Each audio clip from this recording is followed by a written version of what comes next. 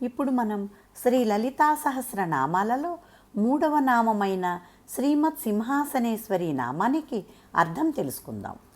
సింహ శబ్దం వినగానే హింస మన మనసులో స్ఫురిస్తుంది. ఆ హింసా ప్రవృత్తిలో కూడా హుందాతనం, రాచరికపు మర్యాద, ఔన్నత్యం మనకు కనిపిస్తాయి. సంస్కృతంలో కశ్యపః పశ్యకో భవతి అనే సంప్రదాయం ఉంది. హింసా శబ్దము సింహముగా మారింది. మృగరాజైన సింహము తన్నెదిరించిన వారిని హింసించి తన గొప్పతనాన్ని వ్యక్తం చేస్తుంది. రాజులు అలాంటి ఔన్నత్యమును స్ఫురింపచేసే ఆసనం అధిష్ఠించి ఉంటారు. ఆ ఆసనానికి 2 ప్రక్కల సింహ శిరస్సులుంటాయి. అందుకే దానిని సింహాసనం అని పేరు.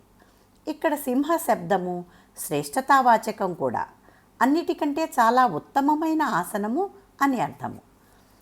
మహిషాసుర సంహార సమయంలో పరాశక్తి సింహవాహన అని కథలో మనం వింటూ ఉంటాం. హింస చేత లోకానికి శుభం చేకూర్చేది ఇది. లయసూచక నామం. దుష్టులైన వారిని శిక్షించి శిష్టులను రక్షించడం శ్రీమాత ధర్మం. అలాంటి దుష్ట శిక్షణకు చిహ్నంగా శ్రీమత్ శోభతో ప్రకాశించే మంగళకరమైన సింహాసనాన్ని అధిష్ఠించేది కనుక శ్రీమత్ సింహాసనేశ్వరి అయింది. జీవుడు ఒకసారి ఆ సింహాసన సామీప్యం పొందితే తిరిగి హింసా ప్రవృత్తికి పాల్పడాడు. అలాంటి స్థానం కలిగినది కనుక శ్రీమత్ సింహాసన అయింది. సింహాసన గతాదేవి సర్వదా త్రిపురేశ్వరి. త్రిగుణాలకు అధిపతి అయిన ఈశ్వరి ఒక్కొక్కప్పుడు ఒక్కొక్క సింహాసనాన్ని అలంకరిస్తుంది. స్థూల సూక్ష్మ కారణ శరీరాలను ధరించిన విశ్వ తైజస ప్రాజ్ఞులు అనే పురుషులకు అధిష్టాన స్వరూపిణిగా ఉంది.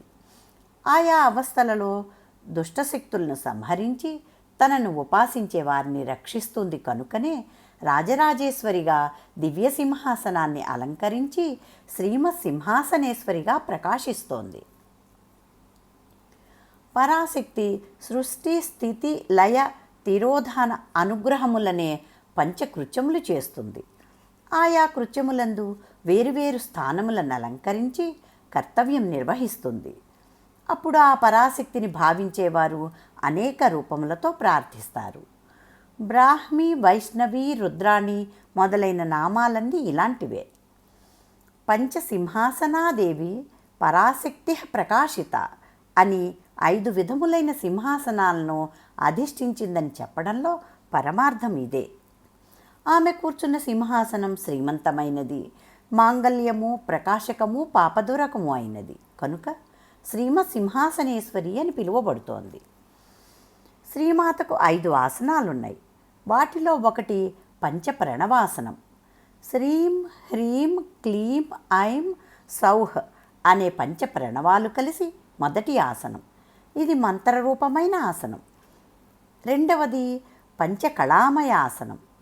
నివృత్తి, ప్రతిష్ఠ, విద్య, శాంతి, శాంత్యతీత అనే 5 కళలతో కూడినది ఇది చిత్కళాసనం.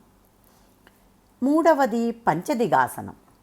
తూర్పు, దక్షిణం, పడమర, ఉత్తరం, మధ్యభాగం అనే 5 దిక్కులతో కూడిన బ్రహ్మాండమే ఆసనం.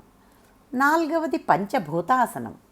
భూమి, నీరు, అగ్ని, వాయువు, ఆకాశం అనే పంచభూతాల ద్వారా ప్రపంచ రూపం ధరించి ఉండేది పంచభూతాసనం.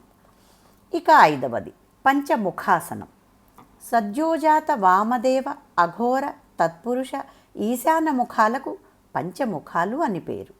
ఈ విధంగా ఒక్కొక్క సమయంలో ఒక్కొక్క ఆసనాన్ని అధిష్ఠించి లోక కళ్యాణం కలిగించే పరమేశ్వరి కనుక శ్రీమాత శ్రీమత్ సింహాసనేశ్వరి. ఓం శ్రీమాత్రే నమః.